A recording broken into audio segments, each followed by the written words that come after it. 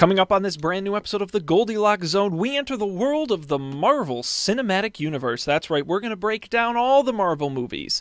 One of the most hype media properties of our generation. Is the Marvel Cinematic Universe really worth the hype? And which movies make the cut and which don't? It's a jam-packed episode of the Goldilocks Zone, and it's going to start for you right now.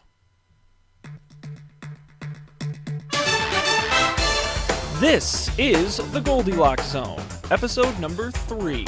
Published February 13th, 2015. Marvel's Cinematic Universe, Part 1.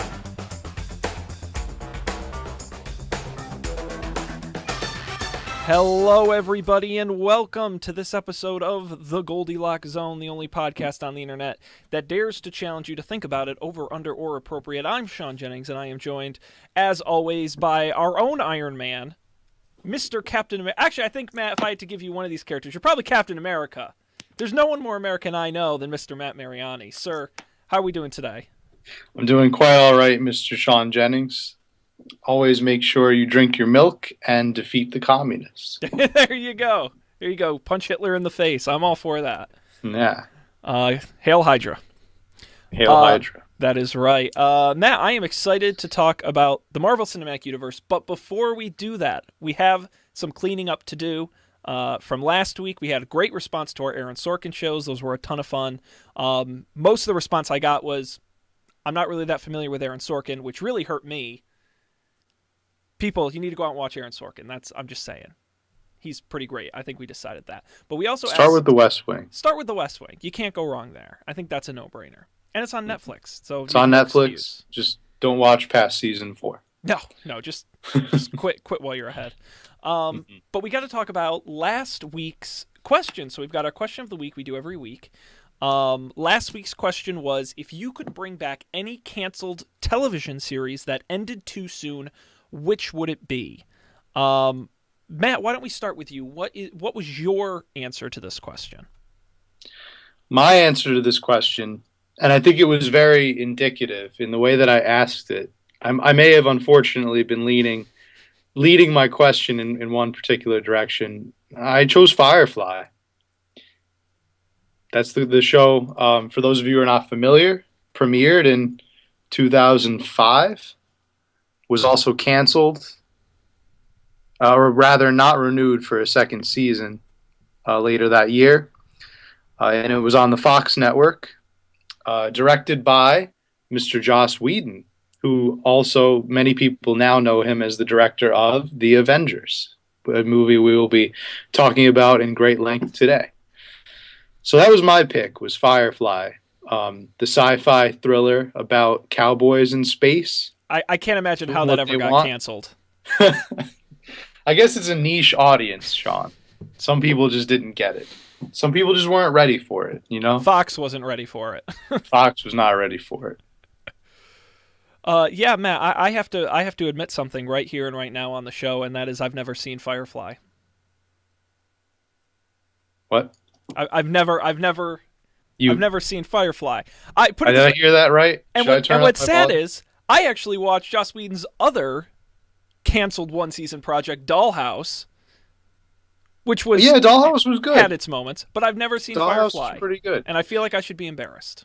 Dollhouse kind of went little batshit crazy toward the end, and kind of flew off the walls in the last 3 episodes, but it was still pretty good. I like Dollhouse, and you need to watch Firefly, of course, because that's one of the best shows that never was.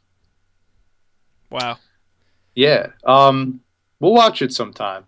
Yeah, we'll have to see. We'll have to have a viewing. That's why I like this show. Viewing. It kind of forces me to watch things I wouldn't normally watch. So maybe we'll have an episode on. We'll have to do a Joss Whedon explosion. Yeah. We could do Cabin in the Woods. That was a good movie. I did not see that. Nobody remembers. No. Well, and you got to go back to Buffy the Vampire Slayer, right, where it all began. That's where it all began. That's right. Not for me though. I never actually saw Buffy the Vampire Slayer. We'll add that to the list. No, my pick. So a great pick, Firefly, and I want to point out that was our unanimous crowd choice was Firefly. Wow. Firefly. People absolutely love that show and want it to be brought back. The problem I had with this assignment was that all the shows that I wanted to bring back, they've already brought back. So my first thought was Arrested Development, which they brought back. They brought it back, yep. With a season I enjoyed. One season on Netflix. One season on Netflix. And the other show I was going to pick was The Comeback, which, if you haven't seen, is on HBO. It stars Lisa Kudrow it's a faux... It's very difficult to explain, but it is comprised of the raw footage from a faux reality show Lisa Kudrow's character is on as an actress trying to get work. But it's very self-referential. It's very commentary on this reality TV aspect, and she plays the character brilliantly. It's on HBO Go. I highly, highly, highly recommend The Comeback. The problem is they just brought it back last year after being canceled for like 7 years. So after a lot of thought, I sat down.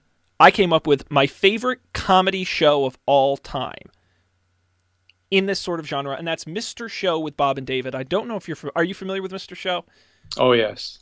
The debut of Mr. Tom Kenny. Yeah, Tom Kenny. The voice of SpongeBob. A lot of people started their career on that show, notably, of course, Bob Odenkirk and David Cross. But absolutely hilarious. Probably my favorite sketch show of all time. And such an amazing show. And while they did 4 seasons, every year or so there's another rumor they're going to do a reunion, and they did a stage show a couple years ago.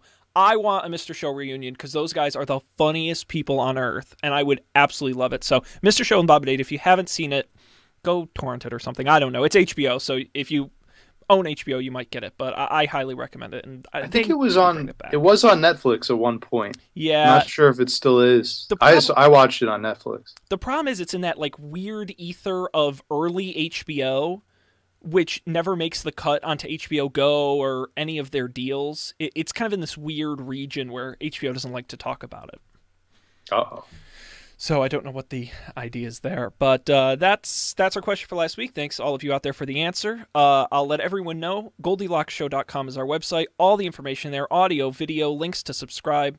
At Goldilocks Show on Twitter, Facebook.com/Goldilocks Show. We're going to have another question at the end of the show involving the Marvel Cinematic Universe. We're going to ask you to answer, and we expect your responses at Goldilocks Show on Twitter is the best way to get a hold of us. With that, let us jump into the Marvel Cinematic Universe, and we will begin by setting the stage, as we often do. Marvel Studios, 2006. You are in charge of a studio that essentially doesn't exist. Marvel never made movies before. They merely signed off the rights to their characters. Fun fact, Men in Black is a Marvel property. It was based on a comic book Marvel wrote. Of the hundreds of millions of dollars that franchise made, Marvel made, I kid you not, some ridiculous... It was like $500,000 they made on the hundreds of millions the movie made, because it was such a crappy deal. And this happened to them time and time and time again. Especially, none better example than Spider-Man, which was produced and owned by Sony, and made a crap ton of money with Tobey Maguire. Marvel wanted peace, so they finally said, we're going to invest billions of dollars and make our own movies. Very controversial at the time. No one knew how it was going to go, and they launched it with Iron Man and the Incredible Hulk. But what would become of those movies is an entire cinematic universe, something that has rarely been done in media. I think Star Wars is probably a really great example of that, but so rarely successful as the Marvel Cinematic Universe. So today we're going to focus on Phase 1, beginning with Iron Man, ending with the Avengers. Matt, I'm not sure how we want to go through all of these. We've got 1, 2, 3, 4, 5, 6 movies in Phase 1.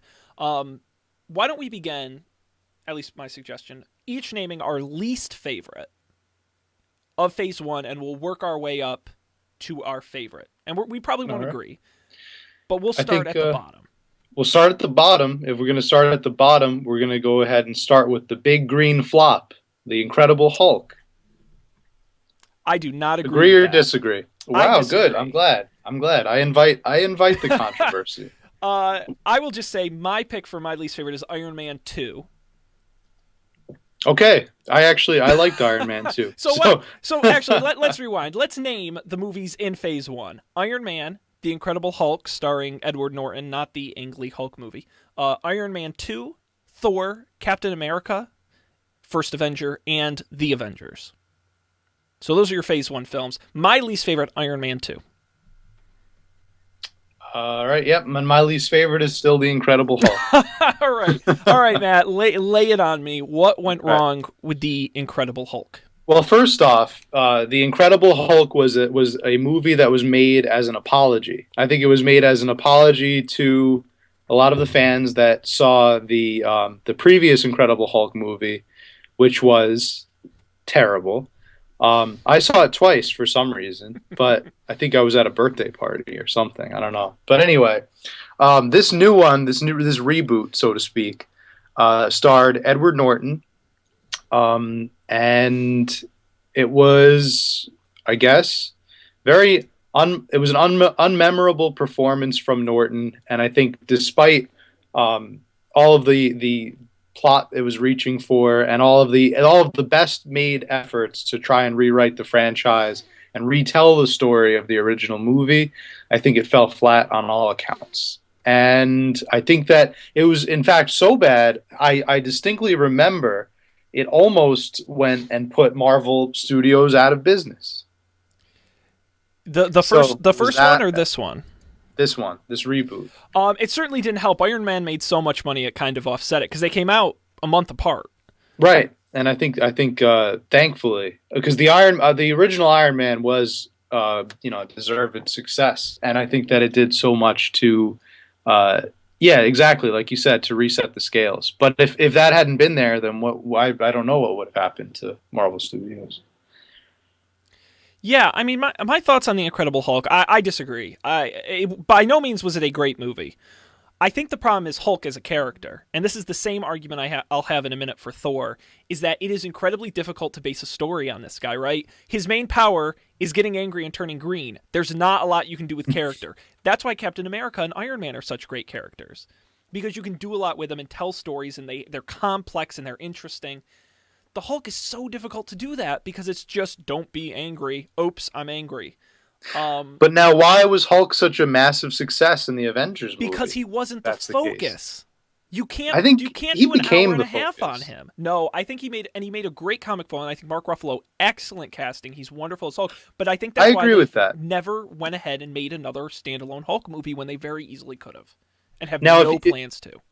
If you think that retroactively, if let's say Mark Ruffalo was in the place of Edward Norton, do you think he would have the star power to save that film, or do you think it was just beyond salvaging? I mean, well, two things. One, I actually like Edward Norton as the Hulk. Would he be my first choice? No, I don't think he's the reason the movie failed. I think it had a lot of other problems, including the first Hulk movie, which really dragged it down. But even if it had been Mark Ruffalo, I still, and if it were being released today, again, this was when Marvel had zero credibility, right? This was, I mean, if they put out a Hulk movie today, good, bad, and different, people would go and see it. So I think that's a big difference is the timeline. But I just, it wasn't a great movie, but to me, it wasn't worse than Iron Man 2. And the reason I say that is because sequels are very difficult, and they set Iron Man up to be such an amazing film, and it was, and we'll talk about that in a minute, but it was just kind of a fall-flat sequel. I thought it was really, we saw that awkward transition between Terrence Howard leaving as the Iron Patriot? Yeah. And coming in as Don Cheadle, which I much preferred Terrence Howard over Don Cheadle. I thought it tried to be a little much in a single movie. I thought the villains were it really reminds me of a Spider-Man movie, right? Where the villains, there were a couple of them and they weren't really well defined. The main character was tough to root for because he was a little too much of himself. It really, nothing really clicked in that movie, whereas I think The Incredible Hulk, while not being a great movie, at least felt like a real complete movie. You know what I'm saying? That's just my ranking thoughts. I mean, where do you stand with Iron Man 2? I think that's fair. I happen to like Iron Man 2 for two reasons. I would say I really liked the actor who played the villain. Was that Mickey Rourke? Yeah, Mickey Rourke as Whiplash. Yes, I believe it was. Yeah, Mickey Rourke as Whiplash. Where I think he worked really well, and I think he plays a very good villain. Mm-hmm. An opportunity he doesn't really get so often, and I think he was really good at it. and very believable. And the other reason is I liked looking at was that Scarlett Johansson? Yeah, she was She in that introduced. movie? Yep. Wasn't Olivia Munn in that movie too? Um, she might have been. I really couldn't tell you. I think she They're was. I getting think she pretty played a obscure. reporter or a journalist. Yeah, I'm delving into the obscure. But anyway, they were those were fun. I think the actors did a great job. The storyline was not the best. I think it was kind of almost like a recycled Captain America esque storyline. You had somebody from the Soviet blocs, and he got a little bit of the anti-capitalist vibe going on, which I guess is a very good counterpoint to the ultra-capitalist Tony Stark. So you had but there were a lot of themes at play there, and Mickey Rourke as Whiplash kind of made the movie for me. Mhm. He kind of set that stage, and still I can't think of a better played villain in the Marvel movies. Ooh, that is a very bold statement. I don't want to challenge you on this, but I mean, what about Bucky Barnes as the Winter Soldier? No, see, I thought you were gonna say Loki and whoever played No, Loki, we'll get to Loki. because Loki was really good. Loki is overrated for me, but we'll get there.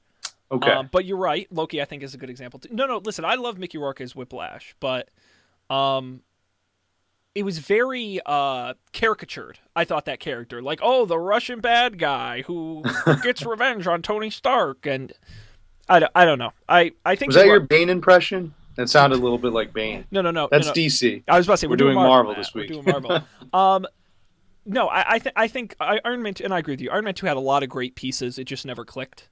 And it suffered like most sequels do. You have a lot of follow up stories you want to tell. You try and cram it into a single movie, and it's difficult. So Yeah. I don't think there's anything you can do about that. But I think we agree those are. Well, okay, so Hulk is your least, and then after that would be Iron Man 2? Yeah, sure. I'd, Okay. I'd say Iron Man 2 after that. I mean, I thought it was good, not great. Pretty average movie. It was a sequel, so I mean, that's kind of what you expect from Mhm. sequels. Uh, Um, What would be next after that?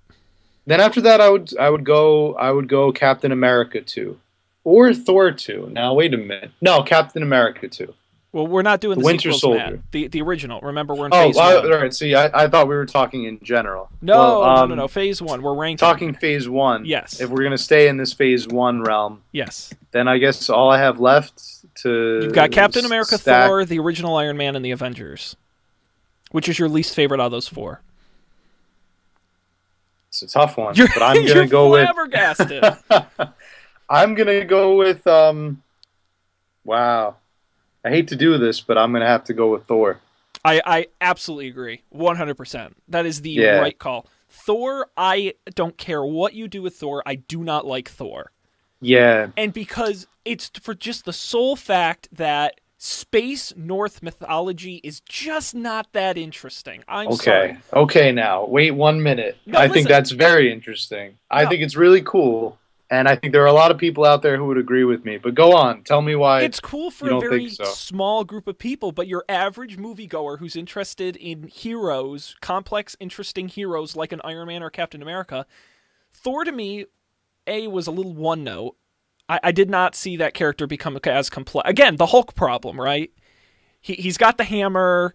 He's got the father and the brother, and he was overshadowed the whole movie by Loki. You walked out of there, and that's all you talked about was Tom Hiddleston. He got blown out of that movie by Tom.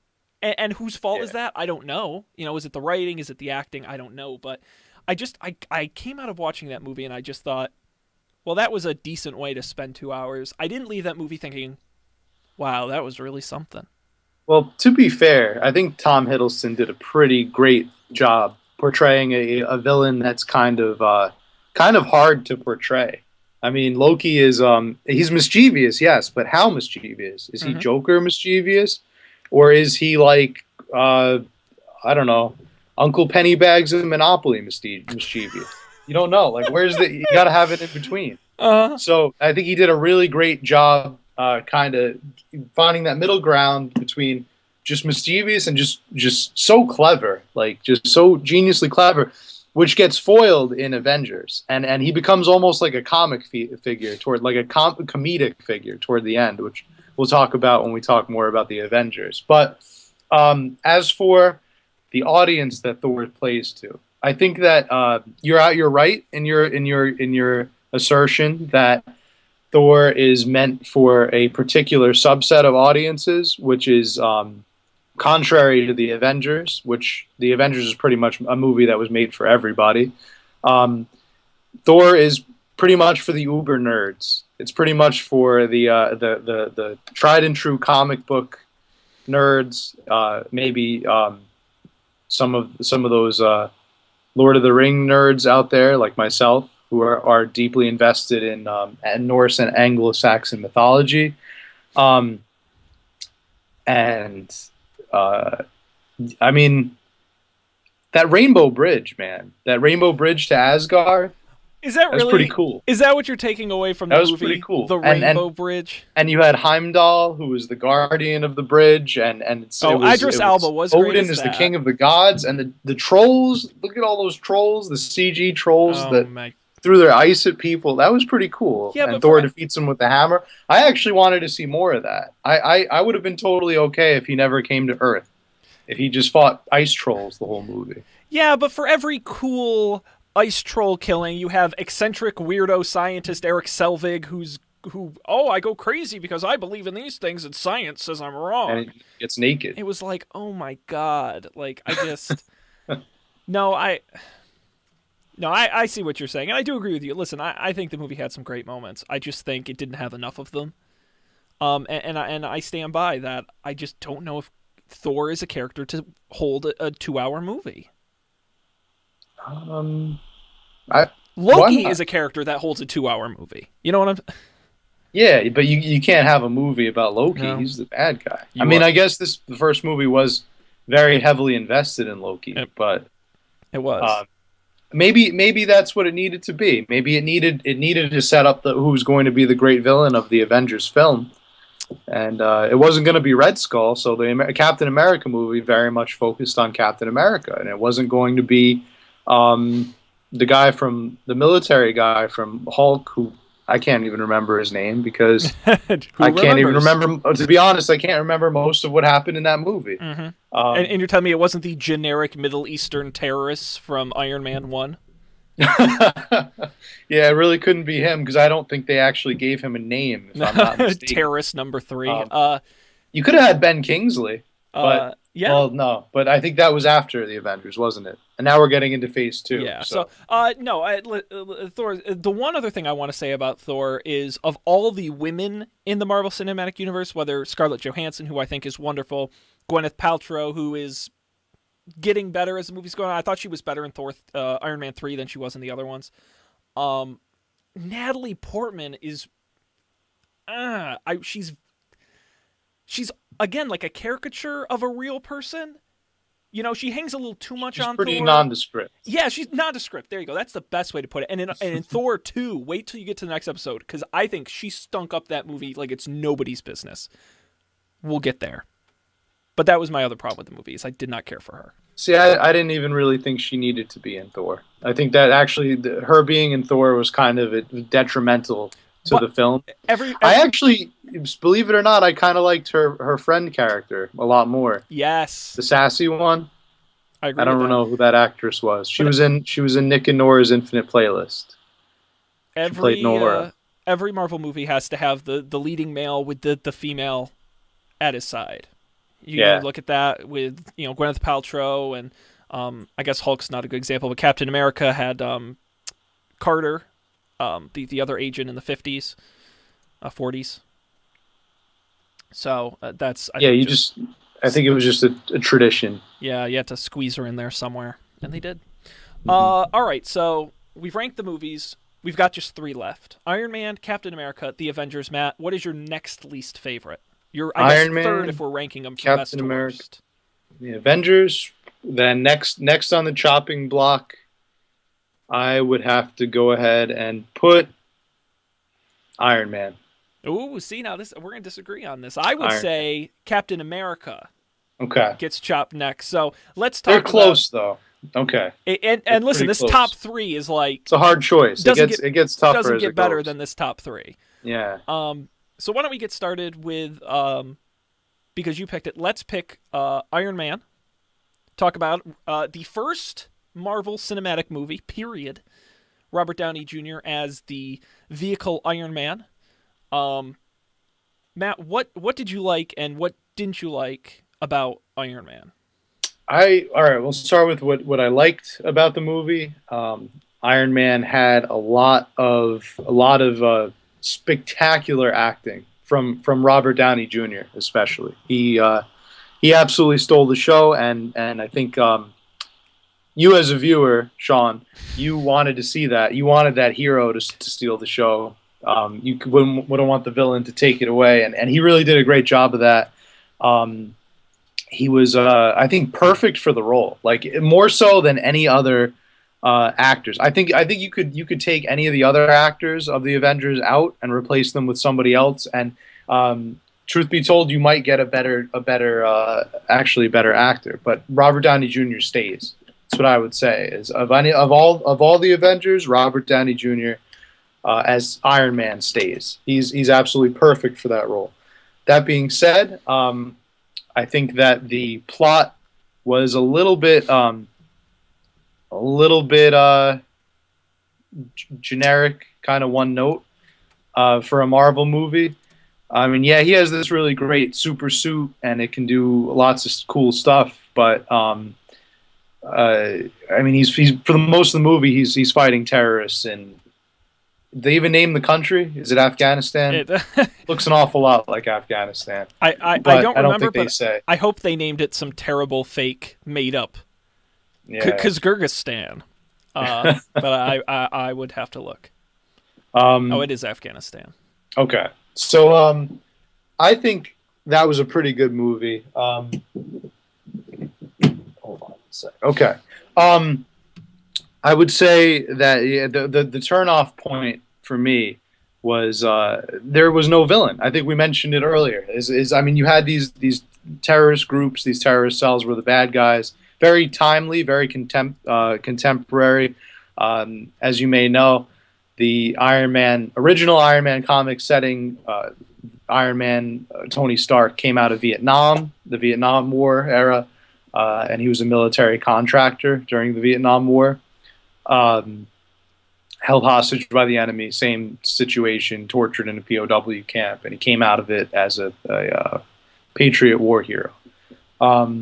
So I like the update because it would be, I'm sure our listener out there, Phil from Vietnam, probably wouldn't really like it if we were treating Vietnam like the enemy in the 21st century. So that being said, the lack of a really strong villain and a really strong presence, because then I think halfway through the movie, the villain becomes like the military, but not really, because they're still on Iron Man's side. Yeah, but they don't know who he is, so they have to try to destroy him because they think he's like a weapon gone rogue or something. Yeah, the ultimate villain, of course, being the CEO of Stark Industries, Jeff Bridges' character. Right. Right. Yeah, and that's in the suit. very end, and it kind of gets the twist, which was cool. And Jeff Bridges in any movie is he's the dude, so he's awesome. Yeah, but that's my pros and cons for Iron Man. And Pepper Potts, while she's pretty great to look at, not a whole lot of character there, just kind of a generic secretary. I agree with you there. Thank goodness for Scarlett Johansson saving all women in the Marvel Universe. Yes, and she did a great job of it. Oh, she crushes it. Give her own movie, please. Yeah. So let me talk about Captain America, which was my pick for third in our kind of mini rankings. I absolutely love Captain America, and I think any movie, if you really think about it, this is one of two movies in Phase 1 that is completely off present-day Earth, right? One being Thor, which primarily takes place in outer space. and the other being the sort of time shift that is Captain America. I think Captain America absolutely crushed it as a movie set during the war. In that time period, not just costumes and sets and things like that, but just the overall tone. And Marvel could have very, very easily taken Captain America and just said, we're not going to bother with it. He's modern day Captain America. We're not going to, no one wants to see a movie set back then. I think they really could have done that. And would that have been a bad movie? No, probably would have been a fine movie. But I think by taking that risk, that's one of the things that really endears me to that movie. I think Captain America as a character is also very endearing. Total opposite of Tony Stark, and that's when we get to Phase 3, we actually see them going against each other. But very sort of heartwarming, good feeling character with the sort of tough female side in Agent Carter, and that to me is absolutely endearing. The reason why I'm going to rank this third out of all of them is that I liked the other two movies better.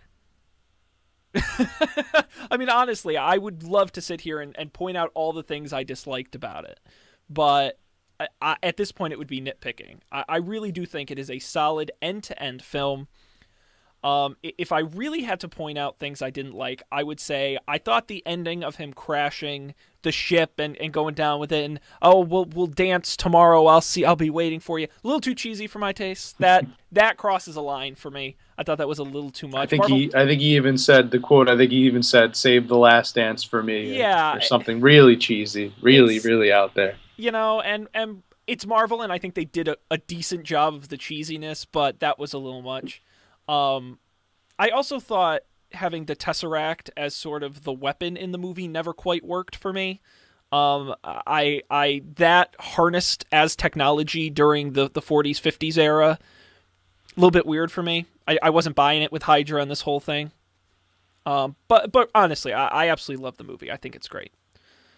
And it's an absolute favorite of mine. The real question comes in, Matt. Out of the final two, you have Avengers and Captain America left to choose from. Which is your number one movie of Marvel Cinematic Universe Phase 1?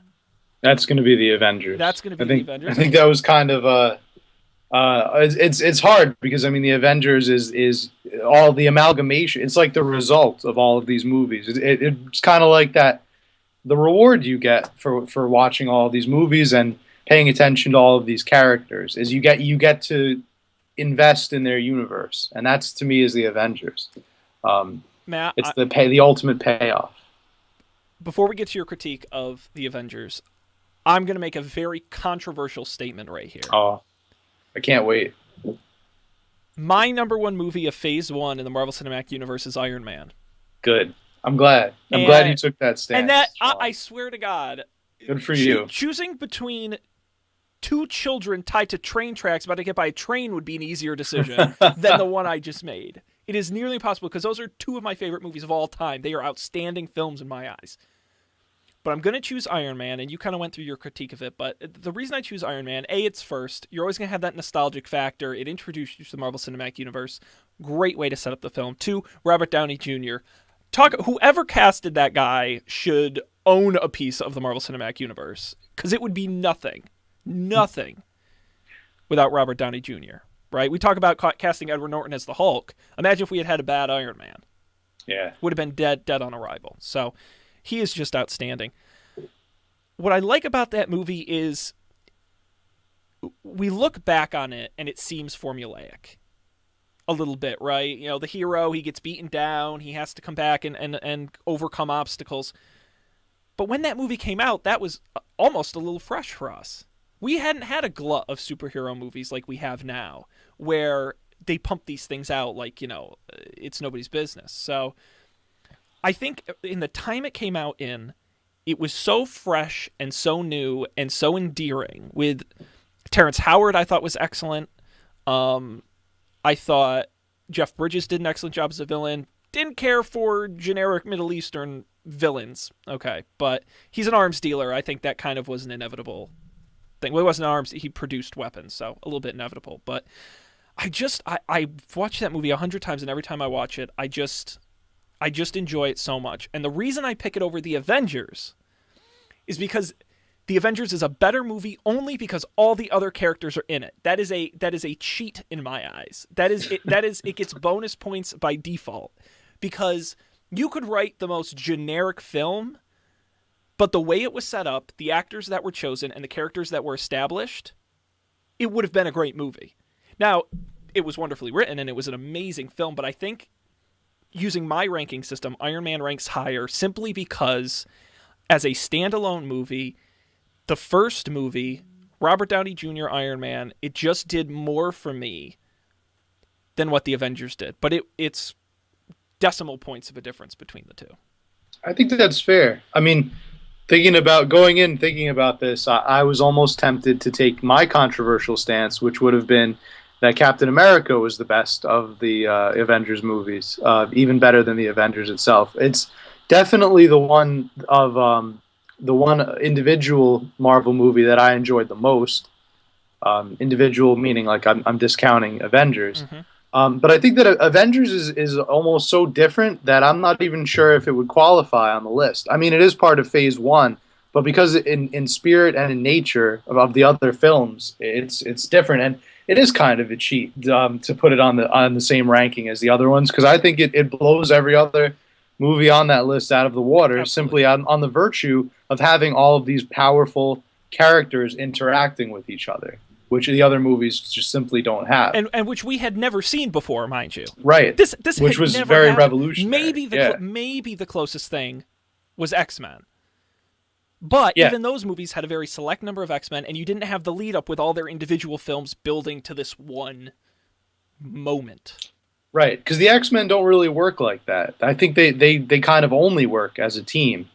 And Marvel is the opposite, where you know they work very well individually, and then when you put them together as a team, nobody knew what was going to happen, and it turned out to be a massive success. I think a lot of the credit should go to Joss Whedon, because he really knows how to write characters and how to write character interaction better than any director I can name. To be honest, I think he's the best in the business at writing. At understanding characters' motivations and at knowing how they interact with each other. Yeah, and I think Joss Whedon deserves a ton of credit, but I'm even going to go broader and say nobody develops super characters like Marvel does. We talked about this a little bit in the pre-show. Batman is Batman, right? You get it. His parents died. He's upset about it. Now he's the Batman. But you look at a character like Captain America. I mean, a man who lives and dies for his country, does everything he can, finds out his country doesn't really believe in him. He's suddenly transported forward 50 years. I mean, you genuinely believe this is a complex, interesting character after watching him in one movie for 2 hours. And you feel that way about all these characters, and that's really an incredible feeling in a movie where you're invested in.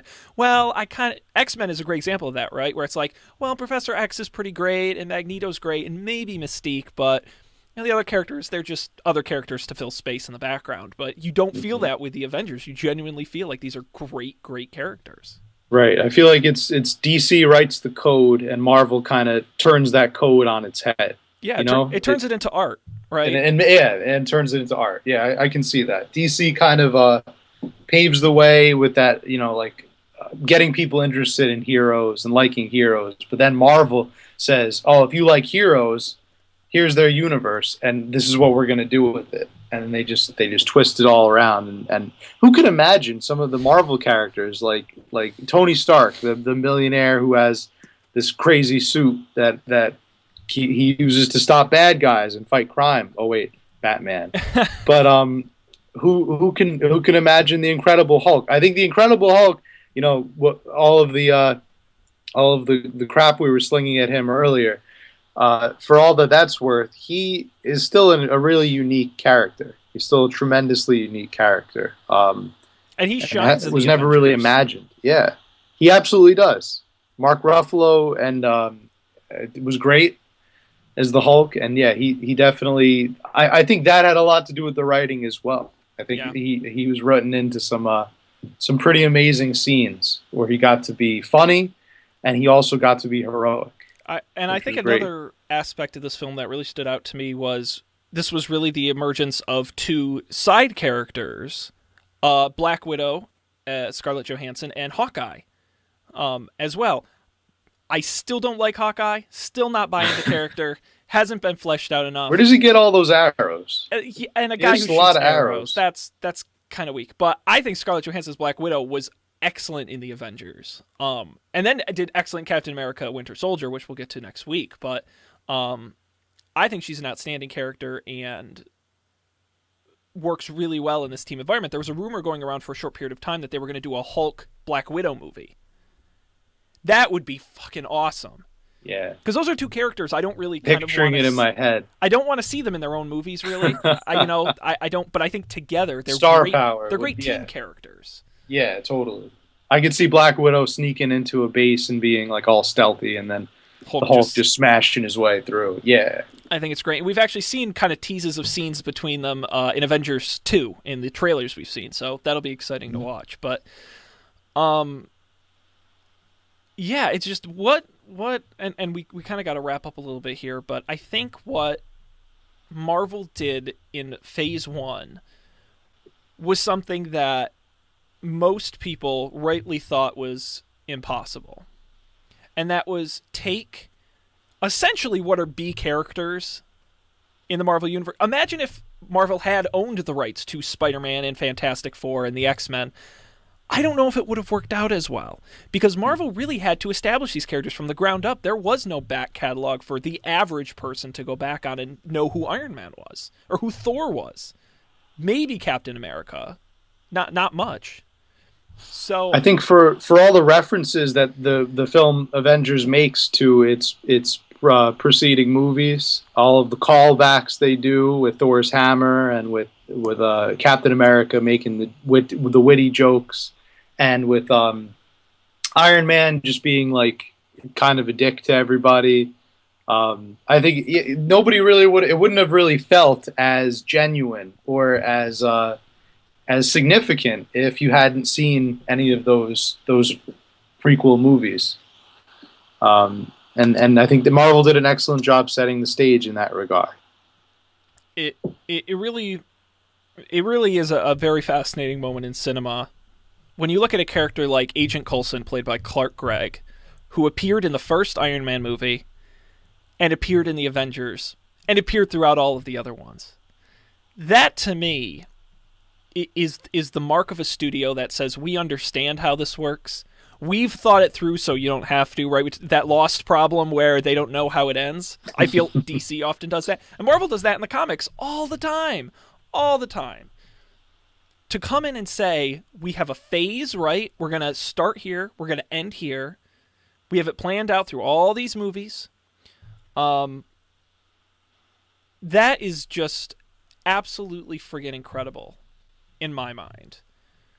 And something that is going to be very difficult for anyone else on Earth to match, if it's even possible. And many will try. Most will fail. Yeah, I think. I'm pretty excited to get into our discussion on Guardians of the Galaxy. Oh, because I think that was Marvel's attempt at topping itself, and boy, if it didn't succeed. Or come close to succeeding, however you want to look at it. Yeah, Marvel's real first test of the truly unknown heroes. Yeah. Guardians of the Galaxy. Great tease, Matt. We're going to talk about Phase 2 next week. We're talking Iron Man 3, Thor the Dark World, Captain America Winter Soldier, Guardians of the Galaxy, teasing Age of Ultron and Ant-Man. And we may even spill a little bit into Phase 3. Talking maybe some Spider-Man news we heard today that will definitely play a big part in Phase 3. So Phase 3. I think and Phase 2 is very complex, and I think it's going to be very interesting to talk about as you get into more and more sequels and looking towards the future. I think this has been a great discussion. Matt, we have to start wrapping up the show. I want to remind everyone out there, GoldilocShow.com. We have a website, people. That's where you should go. It's on the internet. Audio, video, all the links are there. Subscribe. We are on iTunes. Stitcher's being a real weenie, so I'm trying to get us on there. We'll be on there soon. but we're in. I use Overcast on my iPhone. That's my podcast app. We're in there. We're in most of the apps. So download us that way. At Goldilocks Show on Twitter. I tell you that because we have our question this week. We want you to answer on Twitter at Goldilocks Show or via email goldilocksshow@gmail.com. The question this week I came up with. I think it's pretty decent, and it's themed around our Marvel discussion. So we've talked about the Avengers owned by Marvel, but we also have to talk about the properties they don't own, which makes it difficult for them. Fantastic Four owned by Fox, X-Men owned by Fox. So which Marvel superhero group would you rather join? The Avengers, the X-Men, or the Fantastic Four? And why? We want to know why. What is your thinking behind which of these you've chosen? As I said, you can tweet us at Goldilocks Show or goldilocksshow@gmail.com. Matt, I don't want to know your answer yet, but I will ask you, is this an easy choice for you? Yeah. Yeah, this is a pretty easy one, okay. I think. I found it to be pretty easy. I don't know about you, Mr. Sean. It was pretty easy for me as well, but I'm interested to see if we have the same answer. So yeah. What a great tease. I'll just have to wait for next week to find out. Just have to wait for next week. That's exactly right. All right, well, thanks to all of you out there for joining us on this discussion. We'll be back next week with Phase 2 of our Marvel Cinematic Universe discussion. But until then, we'll wish you all a fair good night. And before you go, just be sure to stay tuned for after the credits when Samuel L. Jackson walks in and he asks both of us if we'd like to join the Avengers Initiative. I think, Matt, we really should. I wish I was more ambitious because we really should have shot something and thrown it in the end. That would have been funny, but I'm not that ambitious. But there you go, our own after the credits sequence. That's perfect. Someday they'll invent hologram technology, and when that day comes, we can just project Samuel L. Jackson from your computer, and he can walk right into your studio there.